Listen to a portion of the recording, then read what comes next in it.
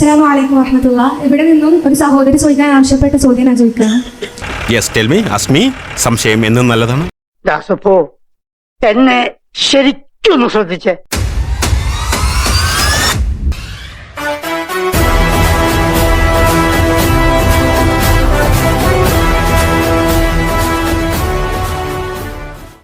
എന്തുകൊണ്ടാണ് പ്രവാചകന്മാരായി പുരുഷന്മാരെ മാത്രം തിരഞ്ഞെടുത്തത്?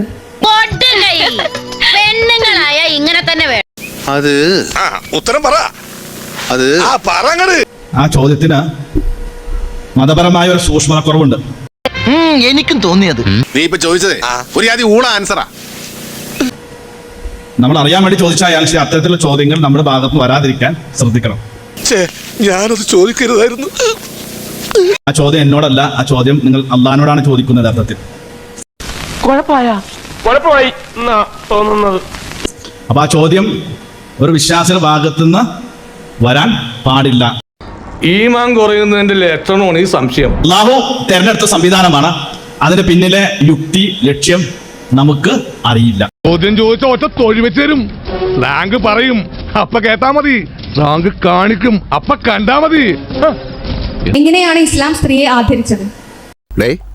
അതിനകത്തൊരു ആക്കലുണ്ടല്ലോ. അയ്യോ, അത് വെറും തോന്നല.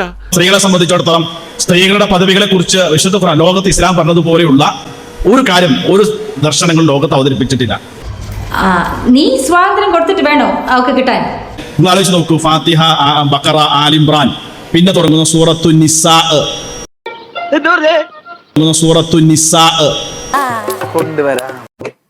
പുരുഷന്മാർ സ്ത്രീകളുടെ മേൽ നിയന്ത്രണാധികാരമുള്ളവരാകുന്നു. മനുഷ്യരിൽ ഒരു വിഭാഗത്തിന് മറ്റു വിഭാഗത്തെക്കാൾ മറുവിഭാഗത്തെക്കാൾ അള്ളാഹു കൂടുതൽ കഴിവ് നൽകിയത് കൊണ്ടും പുരുഷന്മാർ അവരുടെ ധനം ചെലവഴിച്ചത് കൊണ്ടുമാണത്. അതിനാൽ നല്ലവരായ സ്ത്രീകൾ അനുസരണാശീലമുള്ളവരും അള്ളാഹു സൂക്ഷിച്ച പ്രകാരം പുരുഷന്മാരുടെ അഭാവത്തിൽ സംരക്ഷിക്കേണ്ടതെല്ലാം സംരക്ഷിക്കുന്നവരുമാണ്. എന്നാൽ അനുസരണക്കേട് കാണിക്കുമെന്ന് നിങ്ങൾ ആശങ്കപ്പെടുന്ന സ്ത്രീകളെ നിങ്ങൾ ഉപദേശിക്കുക, കിടപ്പറകളിൽ അവരുമായി അകന്നു നിൽക്കുക, അവരെ അടിക്കുകയും ചെയ്തു കൊള്ളുക. ഇതാണ് ഖുർആൻ വചനം. ഇതിൽ ഇന്നത്തെ കാലത്ത് അതൊക്കെ നോക്കുമെന്നറിയില്ല. ഇനി മറ്റൊരു വലിയ മനുഷ്യനുണ്ട്. 5 സമയങ്ങളിൽ ഭാര്യമാരെ തല്ലിക്കോ, ഇനിയും തല്ലിക്കോ, എങ്ങനെയെങ്കിലും. ഭാര്യയെ തല്ലാൻ പറ്റുന്ന 5 അവസരങ്ങളിൽ ഒന്നാമത്തെ അവസരം രാത്രിയിൽ കിടപ്പറയിൽ ഭർത്താവുമായി സഹകരിക്കാത്ത ഭാര്യ. അത്രയല്ലേ ഉള്ളൂ, ഞാൻ സഹിക്കും. 2 എന്റെ പ്രിയപ്പെട്ട സഹോദരങ്ങളെ, ഭർത്താവിന്റെ അനുവാദം ഇല്ലാതെ പുറത്തു പോവാ. കാക്ക പറഞ്ഞു നീ പോകണ്ട. ഇല്ല, ഞാൻ പോകും. പോയിട്ട് വരുമ്പോ ഒരു മടലും കൊണ്ട് നിന്നു. ഭർത്താവ് പോകണ്ടെന്ന് പറഞ്ഞാൽ പോകണ്ട.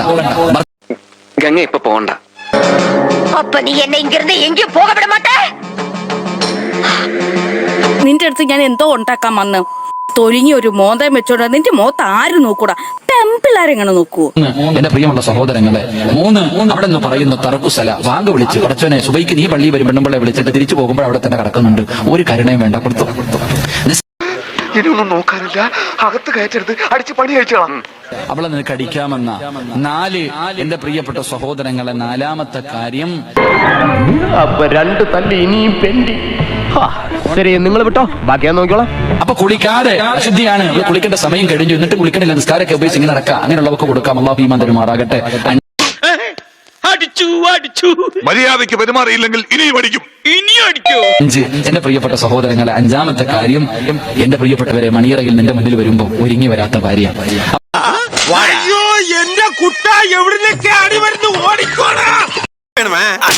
ഇവരെ മണിയറയിൽ നിന്റെ മുന്നിൽ വരുമ്പോ ഒരുങ്ങി വരാത്ത ഭാര്യ.